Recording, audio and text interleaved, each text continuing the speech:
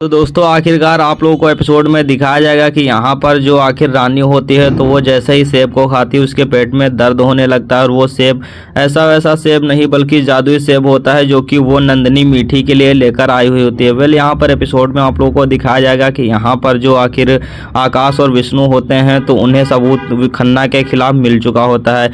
वही सीन में दिखाया जाएगा कि आकाश को लेकर यहाँ पर विष्णु और यहाँ पर जो मुक्ता होती है उसके लिए यहाँ पर बात करती है मीठी, क्योंकि जो भी पुरानी बातें होती हैं वो याद करती है मीठी और कहती है कि एक समय ये था कि तुम जब ये रूम शेयर करने के लिए कहा गया था तो तुम किस तरीके से भड़क उठी थी, लेकिन ये देखो इत्तेफाक क्या है कि आखिरकार जिसे तुमने पसंद किया वो आज मेरे साथ है और जिसे हमने पसंद किया वो तुम्हारे साथ है।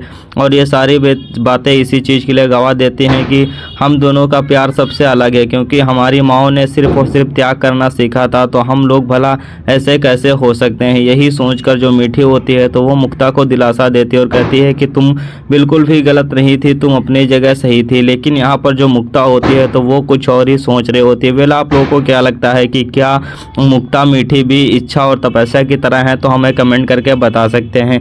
यहाँ पर जो आखिर आकाश होता है तो वो सबूत लेकर पहुँच चुका होता है थाने को और खन्ना को अरेस्ट करवा देता है। और खन्ना यहाँ पर धमकी देता है कि वो एक बार फिर से आएगा किसी तरीके से आकाश और विष्णु को बर्बाद करने के लिए। यहाँ पर जो विष्णु होता है तो वो अब पूरी तरीके से संतुष्ट होता है, क्योंकि जो आखिर आकाश होता है तो वो अब जो है तो खन्ना उसकी वजह से पकड़ा जा चुका होता है। यहाँ पर जो मालविका और आखिरकार अंबिका होते हैं वो दोनों ही यहाँ पर अपने कर्मों की और अपने जुल्म की माफ़ी मांगते हैं। और जैसा कि यहाँ पर जो अंबिका होती है तो वो माफ़ करने के लिए बोलती है, लेकिन यहाँ पर जो मुक्ता का डिसीज़न है वो क्या सही है ये तो आने वाले एपिसोड में पता चलेगा, क्योंकि जिस तरीके से यहाँ पर जो मुक्ता और मीठी ने साहस भर के यहाँ पर जो है तो अंबिका और अपने देवर को मिलाया हुआ होता है तभी वो लोग थाने पहुंच जाते हैं। लेकिन यहाँ पर जो मालविका होती है तो वो अंबिका पर अपनी साया नहीं पड़ने देना चाहती और वहाँ पर कहती है कि तुम दोनों जो कह रही हो वो सही है, लेकिन मैं नहीं चाहती हूँ कि अंबिका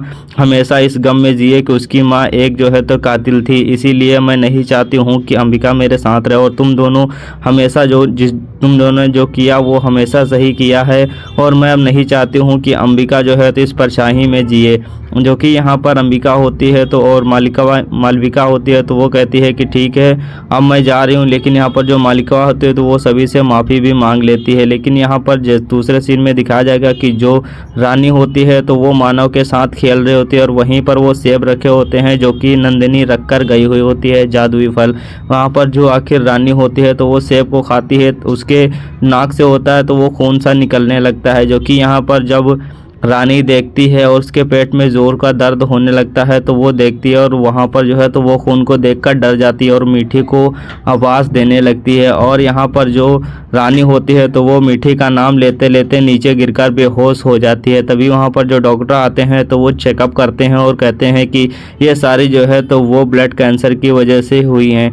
यहाँ पर जो आखिरकार रानी होती है तो वो जब होश में आती है यहाँ पर मीठी उससे बात करती है, क्योंकि यहाँ पर मीठी काफ़ी डर जाती है रानी को लेकर। तभी रानी को होश आ जाता है और यहाँ पर वो मीठी को सामने देखकर काफ़ी खुश भी हो जाती है और कहती है कि मीठी माँ मुझे क्या हुआ है। तभी यहाँ पर जो मीठी होती है तो वो रानी के पास जाती है और कहती है कि बेटा कुछ नहीं, तुम खेलते खेलते थक गई थी इसीलिए तुम सो गई थी। और वहाँ पर वो डॉक्टर जो होते हैं तो वो पूछते हैं कि बेटा तुमने सेब के अलावा कुछ और भी खाया था क्या। जो कि यहाँ पर रानी कहती है कि नहीं मैंने और कुछ भी नहीं खाया था। तभी डॉक्टर इतना कहकर वहाँ से चले जाते हैं। और जैसा कि यहाँ पर जो डॉक्टर होते हैं तो वो और भी बातें जानना चाहते हैं, क्योंकि रानी की जो हालत है वो सेब की वजह से ही हुई होती है। तभी यहाँ पर जो आखिरकार आकाश की मैया होती हैं तो उन्हें भी सबक मिल चुका होता है और कहती हैं कि मैंने जानती हूँ कि मैंने बहुत सारे पाप भी किए हैं, लेकिन उसकी सज़ा मेरे परिवार को मत दो, भले ही मुझे दे दो। तभी आकाश जो होता है तो वो कहता है कि अब भगवान को भी पता है कि मेरी मैया बदल चुकी हैं, तो आखिर तुम अपने आप को दोष क्यों दे रही हो।